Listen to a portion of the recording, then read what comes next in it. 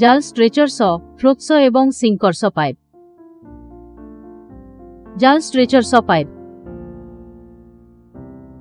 ମାଛ ନେଟ୍ ପ୍ରସ୍ତୁତି ଏବଂ ସଂଶୋଧନ ସମୟରେ ସେଟିଂ ପାଇଁ ବ୍ୟବହୃତ ଦଉଡ଼ି କିମ୍ବା ସମାନ ସଂରଚନା ପାଇପ୍। ବ୍ୟବହାର ଏବଂ ଲାଭ uniform mess size netting stretcher ନିଶ୍ଚିତ କରେ ଯେ ଜାଲ ଆକାର ସ୍ଥିର ରହିଥାଏ। ପାଇପ୍ ସଠିକ୍ ଟେନସନ ଷ୍ଟ୍ରେଚରମାନେ ଜାଲରେ ସଠିକ୍ ଟେନସନ ହାସଲ କରିବାରେ ସାହାଯ୍ୟ କରନ୍ତି। ପାଇପ୍ ଫଳପ୍ରଦ ମରାମତି ପାଇଁ ଏକ ଷ୍ଟ୍ରେଚର ବ୍ୟବହାର କରିବା ନଷ୍ଟ ହୋଇଥିବା ନେଟ୍ ସେକ୍ସନ ଜାଟ ରହିଥାଏ। ପାଇପ୍ ଭାସମାନ ପାଇପ୍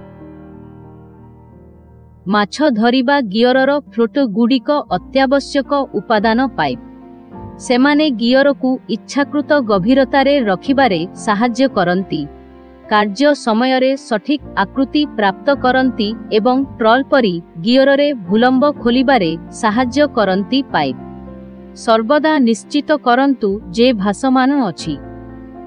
ଉଚ୍ଚତା ଜଳର ଚାପକୁ ସହ୍ୟ କରିବା ଉଚିତ। ପାଇପ୍ ଘୂର୍ଣ୍ଣନ ସକ୍ ଏବଂ ଘୃଣା ବିରୁଦ୍ଧରେ ଯଥେଷ୍ଟ ଶକ୍ତିଶାଳୀ। ପାଇପ୍ ଉତ୍ପାଦନ କରିବା ସହଜ। ପାଇପ୍ ଅଳ୍ପ ମୂଲ୍ୟ କାଠ, କର୍କ, ଥର୍ମୋକଲ୍, ସ୍ପଞ୍ଜ, ପ୍ଲାଷ୍ଟିକ ଇତ୍ୟାଦି ସାମଗ୍ରୀ ସହିତ ଗ୍ଲାସ୍, ଆଲୁମିନିୟମ, ଷ୍ଟିଲ୍, ଉଚ୍ଚ ସାନ୍ଦ୍ରତା ପ୍ଲାଷ୍ଟିକ ଏବଂ ଫାଇବର ସଶକ୍ତ ପ୍ଲାଷ୍ଟିକ ଭଳି ପଦାର୍ଥର ହାଲୁକା ଗନ୍ତା ହୋଇପାରେ। ପାଇପ୍